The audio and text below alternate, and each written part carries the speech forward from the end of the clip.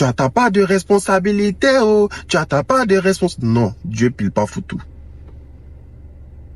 Si tu vois ce que je dis. Bonjour à tous. Cette vidéo, c'est une mise au point. Concernant tout ce qui s'est dit, j'ai préféré attendre que les choses se calment un peu plus avant de me prononcer sur une quelconque affaire. Je veux faire un petit rappel.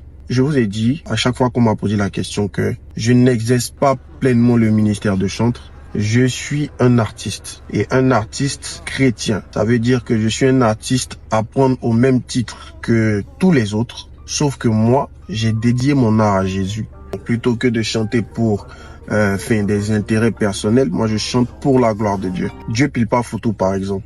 En fait, c'est un message de la Bible qui est en train de te dire que tu as ta part de responsabilité dans tout ce que tu fais. C'est vrai, on prie. C'est vrai, on cherche la face du Seigneur. Mais après avoir fait cela, tu as quelque chose à mener comme action pour voir la bénédiction se concrétiser dans ta vie. Certains de mes frères sont frustrés de voir que, socialement parlant, ils sont au même niveau parce qu'ils s'attendent à ce que le ciel fasse ce que eux, ils sont appelés à faire. Le Seigneur va dire à Josué, je serai avec toi dans tout ce que tu entreprendras. Le Seigneur n'a pas dit « je vais entreprendre pour toi ». Il dit « je serai avec toi dans ce que tu vas entreprendre ». Ça veut dire que tu as ta part de responsabilité. Et c'est ça, Dieu pile pas foutu. C'est tout ce que ça veut dire. Les gens ont tendance à oublier que dans le domaine de l'art, on utilise des métaphores, on utilise des paraboles. Et je suis chrétien, le père des paraboles, c'est mon père, Jésus. Je sais pas s'il y a quelqu'un qui a utilisé plus de paraboles que lui. Donc, je suis choqué de voir que le fait que j'utilise des paraboles ou que je raconte des histoires sans pour autant citer des noms précis, je suis étonné de voir que des personnes sont choquées par rapport à ça. Et aussi, il faut comprendre quelque chose. Il y a deux volets dans ce que je fais. Il y a le volet spirituel et le volet professionnel. Le volet spirituel, c'est le volet où tu gagnes des âmes, tu donnes des messages, des prédications. Quand tu vas à tes spectacles, tu fais même dans tes chansons, tu prônes des valeurs. Quand tu écoutes, on peut faire ça. C'est vraiment en mode, faut pas te servir de l'autre. Vraiment, pour ceux qui ont écouté toute la chanson, ils savent de quoi il s'agit. Tu vois. Et c'est des messages, des valeurs chrétiennes. C'est des valeurs de la Bible qu'on essaie de retranscrire en chanson. Il y a ce volet-là. Et il y a aussi le volet professionnel. Le volet professionnel, c'est les chiffres, c'est les statistiques. Les gens pensent que le fait de venir donner les chiffres et les statistiques qu'on fait, d'autres traduisent comme on fait ça pour ça. Non, on fait ça pour ça comment? On vient juste donner des informations sur ce qu'on fait, sur le travail qu'on fait à ceux qui nous suivent. C'est la base. Les gens te suivent, ils écoutent l'album, on dit oui, l'album cartonne. On sait même pas pourquoi tu dis que l'album cartonne. L'album cartonne parce que ça fait 1 million de vues, mais 2 millions de vues, ceci, cela. Ça, c'est le volet professionnel pour expliquer à ton public les chiffres en temps réel. Et même bibliquement parlant, le Seigneur est dans les chiffres. Dans la mesure où il a nourri 5000 hommes, sans compter les femmes et les enfants, avec 5 pains et 2 poissons. Pourquoi il a précisé tous ces chiffres-là? Il est dans les chiffres. Aïe. En quoi est-ce que le fait de nous dire que c'est 5000 hommes, 2 poissons, en quoi est-ce que ça augmente et je sais pas moi, ça gagne des âmes? Après, ici, c'est ça on veut regarder là.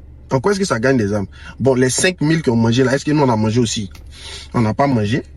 Mais c'est pour dire que les chiffres aussi font partie de ce qu'on doit donner comme rapport. Le royaume des cieux est d'accord pour les chiffres. Donc, il faut donner des chiffres. D'un autre côté, on est à la fin de l'année, c'est les awards.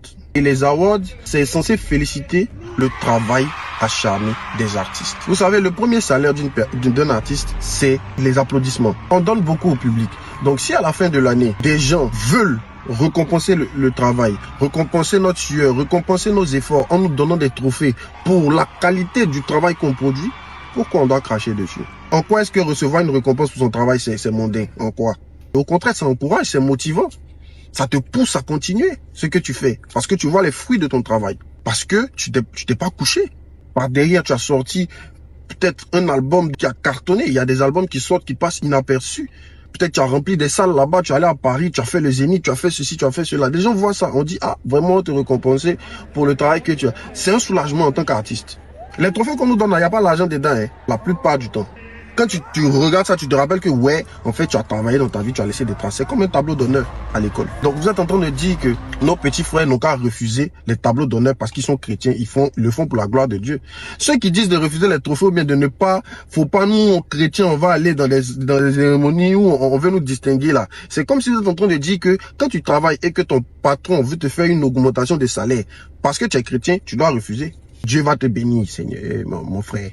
Il faut refuser. C'est les choses de la chair. C'est les petites vanités. Refuse les trophées, refuse les augmentations des salaires, refuse la promotion parce que tu fais toutes choses pour la gloire de Dieu. Si tu acceptes la promotion, c'est que tu le faisais pour l'argent, c'est que tu le faisais pour maman, c'est que tu le faisais dans un intérêt personnel. Et donc, ton cœur est corrompu par la gloire des hommes.